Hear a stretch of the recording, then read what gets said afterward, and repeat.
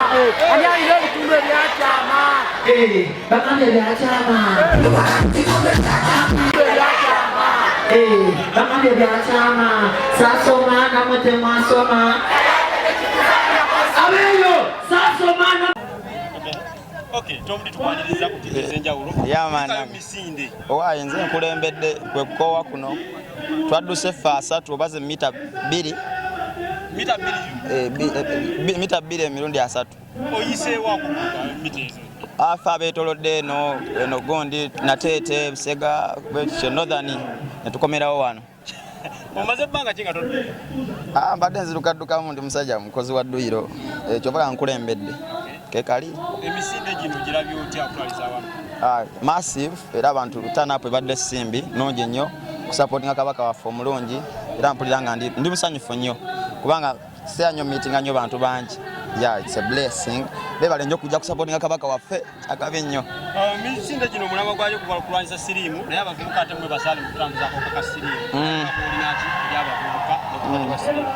Kwekuuma kweyongera kwegira osobola opima n'ogamba sikupima ekyo kikyamu osobola okugamba n'ogamba naye mbutuufu wagenda geeno osegeera olina okweberezaamu osegeera neweekuuma okwekuuma kwa mirundi mingi either to abstain oba to use buli obuntu bwaffe abaana kwebali naye nga ensonga enkulu yakwekuuma kwebereramu mwana bavubuka osegeera kubanga obulwadde gye buli ate buluma biri serious empeke y'obulikana ku mwana si nnyangu oyinza birabanga ebyangu waliwo abagamba mbu tebukyali bulwadde eyo wrong statement olina okweberezaamu mwana nowebereramu toyaka obumbojjaki kakkana owulira okubeera nga olwaleero oyimbiddeko omuganda mu lubiri mpulira bulungi mbadde nyina oyimba tumanyi tomudy amanya gogwaya ye Tom de Uganda diyinza okukozesebwa ng'obujulizi mu kkooti tutwaleero Tom de Uganda mpulira bulungi naye ate mbadde nkisuubira had to kusegeera lwansonga nkuba ndi wakabi muyimbi muno obudde buno palaso musiime nga muyimbi muno wawulidde otya kubeera nga Kabaka amalonde banzeeyo mu bangi kirungi nnyo nze nzirako okusiimibwa nyimbe kwantama osegera kuba njagala Kabaka nsiime osegera nzije muyimbire sasoma namwe temwasoma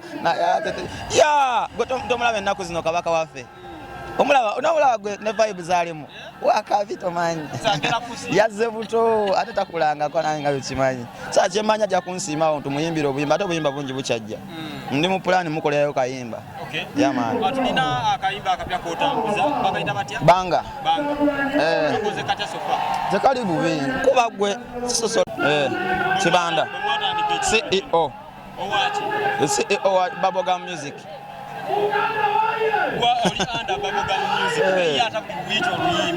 tukuba Bubblegum ndi lugwako buli wiiki kati lugwako nga kuba olulala fere tulina buzibu nakyo kasitoba ng'okola just waliwo abamu baagala abayingizeeko mu ntalo musekere ojja kwesanga nga izo alina kyamukoze kati ng'ono yani masiko nga obuyi bumuyitamu osegeera naffe tulina be tukubeera lwakola tubakubira mu kamera kibaawo wabaawo no the thing is like this tomanyi envudde osegeera oyinza oba tomanyiyo naye kati essaawa eno oyinza okujja noyagala onteeke wansi okola biki ayimba biki naye nga tomanyi wa gyenvudde tomanyi nti Tom D ali musisi wa byennyanja osegeera ebusega kati nga tomanyi azze kati kamera zimutuddemuko waneeno zimutunuddemu ate gwozoleya bamukayi eno majanga bayimbi ba TikTok naye gwokoze okulaba nti ovaayo naye banno basigaddeyo nga just kulemezaako nakumanya nenzijako wano mu kamera kuba kati eno si TikTok osegeera there is what we call ground work yakyababuliramu ddala ground workers as TV radios social medias biki okusaasaana mu bantu kubanga TikTok teri wide nnyo waliwo abatalina masimu kyobala ntuuka nempita wali kadi nvudde eri yonna singa sibalina babawunsa 50 badde sola yita mu bantu buli omu kaserefi pozi n'ekirala okuyimba okuvaayo biki ebya TikTok ebyo ffe tulina abatugira tuyimbe kyegeera kati nga nze John Braq oyo si inspiration tekyali kirungi kati nze nali TikToker obimanyi bino ebya challenge bikiwagwane oshegera kati ne tukola akayimba ka follow nali obijjukira ebiseera nga nkola zisiro mwezo ezakavi kati nali zikolera nnyo mu follow omukulu oyo sebo nansuubizayo ka video nampisaamu n'akasimu nangamba ero oli wakabi okoze neyanziza mukama nangamba video eddako mwoli osegeera nalaba ka video yadde n'okumyansaako bumyansa bwenti yadde n'ogira so nengamba osegeera nemmanya nti ekitegeeza abayimbi bano bo bakitalo nnyo nengenda mu studio era John Braq gwe mwana gwe aze sina binneepika sikwepika naye kyannuma nze sawa eno ndi mu kamera I can speak teri kasimu naye gwe kyolina omumanya yanteeka ne mu kuyimba neŋŋana naye abayimbi bano bazoleya kati ngenze kuyimba nange nzuuno John Braq bebereremu senga tebadde talent osanga nali sineezuula segera kubanza nkwata bukwasi sikiti zange zenzanya nenziza mu music towulya music wange tewali asobola muwandiika era nina bbanga nzi muwandiika byeberezeemu si bubaka bwonna but okusiima omuntu okyegera nakola oluyimba lwa follow nze Brad ku bwerere ku lo ne bampisaamu akasimu awo ne manager we biki weebale tugenda kutegayo kabi kale just kumyansaamu byomyansa bwoti nempulira nga nsiimye okyegera nekyaŋŋa ne ŋŋamba bano ekitegeeza ka respect ke baba ba tiktoker yo omuyimbi alaga nti yeki okyegera okozesa okyegera mwana nyamani oyinza muwa myaka emeka okubeera nga oli wayogera John Braq tebaagala kumanya bagala tomuddi ate kati John Braq aliwa tomuddi no owekiba okyegera you have to like oyina okusiima no supporting a young talent kyekino kati omukulu ono bamuyita ssebo okyegera mbadde nsobola omuleka yeewaka okyegera nfuna nekyo kiri nze kyenali njagala kyali kitono nnyo kumyansamu nga we yagamba nawulira essanyu nenkuba ne poster next video mwendi nga wa okyegera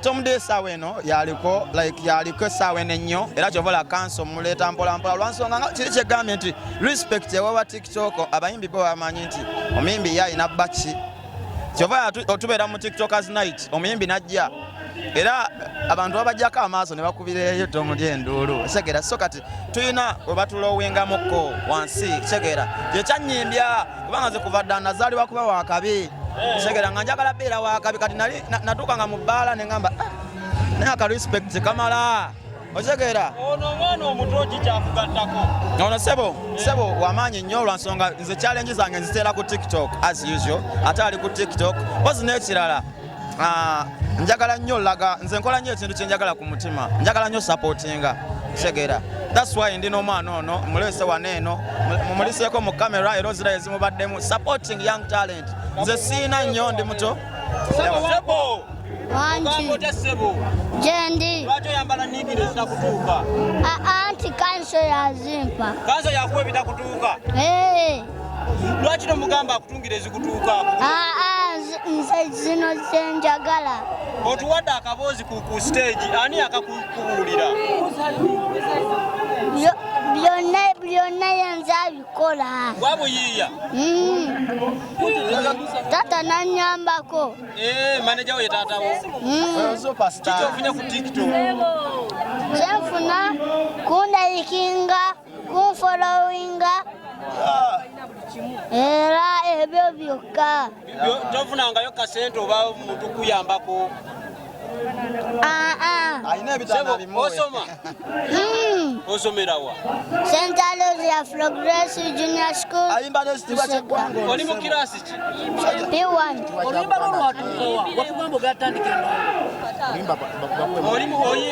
watandika okuyimba tuyimbiremu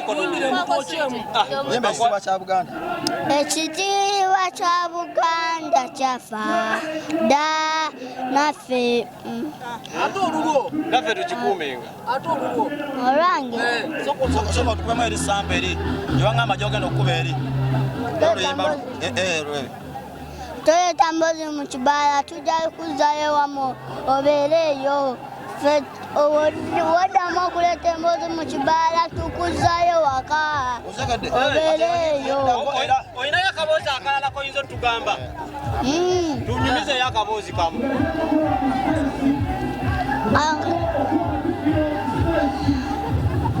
Ababbi bajja ekiro ne batugamba ffenna tukke wansi.